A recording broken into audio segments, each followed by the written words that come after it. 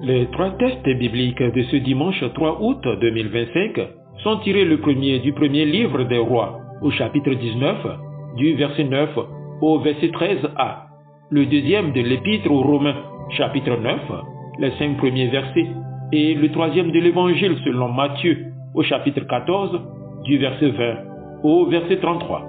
Le thème de ce dimanche est intitulé comme suit: Garde la foi en le Seigneur en toutes circonstances. Inclinons-nous pour la prière. Seigneur, ta parole est la vérité. Sanctifie-nous par cette parole, afin que notre vie soit transformée par cette parole. Amen. 1 Roi chapitre 19, du verset 9 au verset 13a. Et là, il entra dans la caverne, et il passa la nuit. Et voici la parole de l'Éternel lui fit adresser en ces mots: Que fais-tu ici, Élie? Il répondit: J'ai déployé mon zèle pour l'Éternel, le Dieu des armées, car les enfants d'Israël ont abandonné ton alliance, ils ont renversé tes autels, et ils ont tué par l'épée tes prophètes. Je suis resté, moi seul, et ils cherchent à m'ôter la vie. L'Éternel dit: Sors et tiens-toi dans la montagne devant l'Éternel. Et voici, l'Éternel passa, et devant l'Éternel, il y eut un vent fort et violent qui déchirait les montagnes et brisait les rochers. L'Éternel n'était pas dans le vent. Et après le vent, ce fut un tremblement de terre. L'Éternel n'était pas dans le tremblement de terre. Et après le tremblement de terre, un feu. L'Éternel n'était pas dans le feu. Et après le feu, un murmure doux et léger. Quand Élie l'entendit, il s'enveloppa le visage de son manteau. Il sortit et se tint à l'entrée de la caverne. Amen.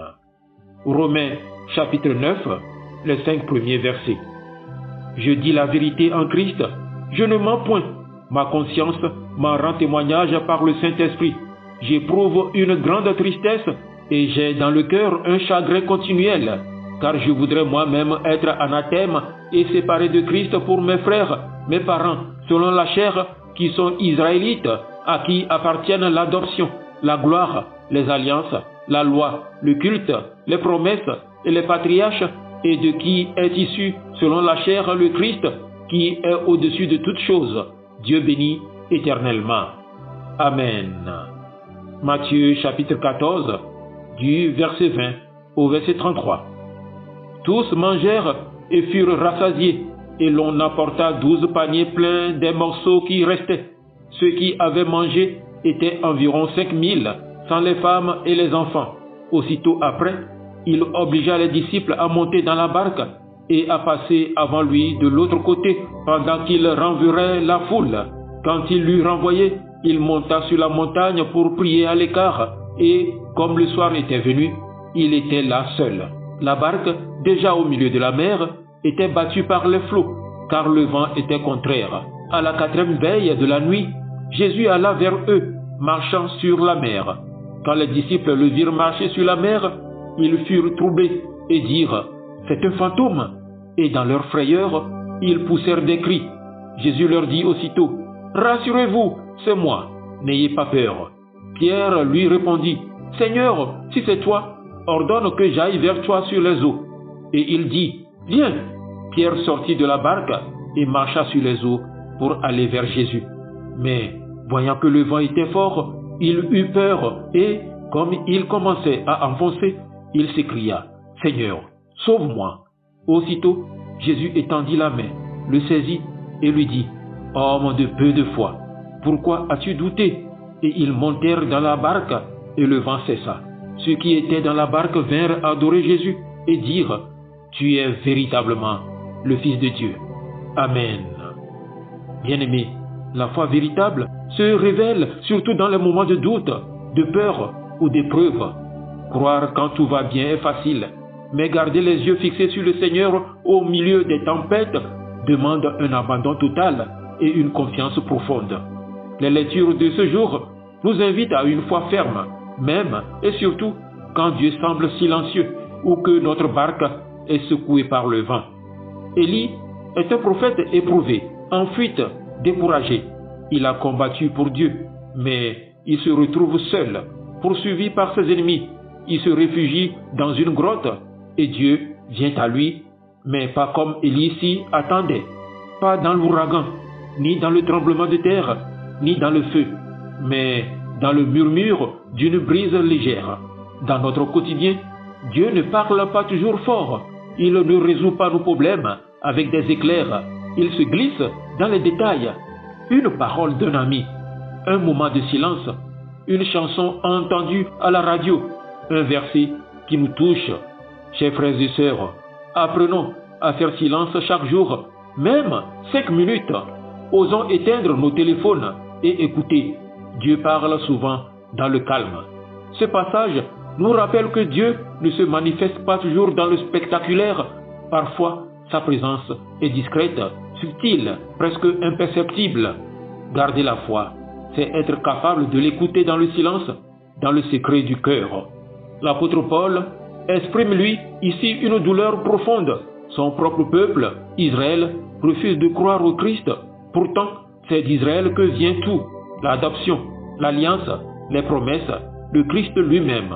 Paul ne renie pas sa foi ni son amour pour son peuple, même si son cœur est brisé, il reste fidèle et continue à porter cette souffrance avec espérance. Peut-être que vous aussi, vous avez des proches qui se sont éloignés de la foi, des enfants, un conjoint, un ami. Peut-être que vous priez depuis des années et que rien ne change. Frères et sœurs, ne perdez pas courage. Continuez à prier pour eux sans vous lasser. Et surtout, continuez à donner l'exemple par votre vie, par la patience, l'écoute, le service, le pardon. Avoir la foi, ce n'est pas être épargné par la peine ou le doute, c'est continuer à croire, même quand ceux qu'on aime ne partagent pas notre foi, même quand on ne voit pas encore les fruits de notre témoignage. Dans Matthieu 14, versets 22 à 33, on voit la foi qui fait marcher sur les eaux. C'est sans doute l'image la plus forte de ce dimanche. Pierre marche sur les eaux, mais dès qu'il regarde le vent, il commence à couler. Jésus le rattrape et lui dit « Homme de peu de foi, pourquoi as-tu douté ?» Tant que Pierre garde les yeux fixés sur Jésus, il tient. Mais dès qu'il laisse la peur prendre le dessus, il sombre. Dans nos vies aussi, les vents soufflent, les tempêtes arrivent. La foi ne les empêche pas, mais elle nous permet de tenir debout au-dessus des eaux tant que nous restons tournés vers le Christ. Et souvent, comme Pierre, on commence bien, mais le doute nous rattrape. On dit « Seigneur, tu es où? Tu ne vois pas que je coule ?» Mais la bonne nouvelle, c'est que Jésus tend toujours la main. Il ne nous laisse jamais couler. Quand vous êtes angoissé, inquiet, dépassé, dites cette courte prière « Seigneur, sauve-moi ». Elle est simple, mais puissante. Elle suffit pour qu'il tende la main. Alors posons-nous la question de savoir quelles sont les eaux dans notre vie de tous les jours. Oui, mon frère, ma sœur, les eaux symbolisent bien plus qu'un simple lac agité. Dans notre vie quotidienne, les eaux représentent tout ce qui peut nous faire couler si on ne garde pas les yeux fixés sur le Christ. Les soucis, les angoisses, l'anxiété, le stress, les nuits sans sommeil. Quand on pense sans cesse à ce qui pourrait mal tourner, on se noie dans nos pensées. Ces pensées sont comme les vagues. Elles nous submergent si on ne remet pas tout entre les mains du Seigneur. Les blessures du passé, le rejet, l'abandon, la trahison, l'abus, les conflits familiaux, ces douleurs non guéries peuvent nous tirer vers le fond et nourrir l'amertume et la méfiance. Ce sont des eaux profondes, mais le Christ veut y descendre avec nous pour nous relever. Les échecs et la peur de ne pas être à la hauteur quand on doute de sa valeur ou de sa mission, ce sont les eaux du découragement.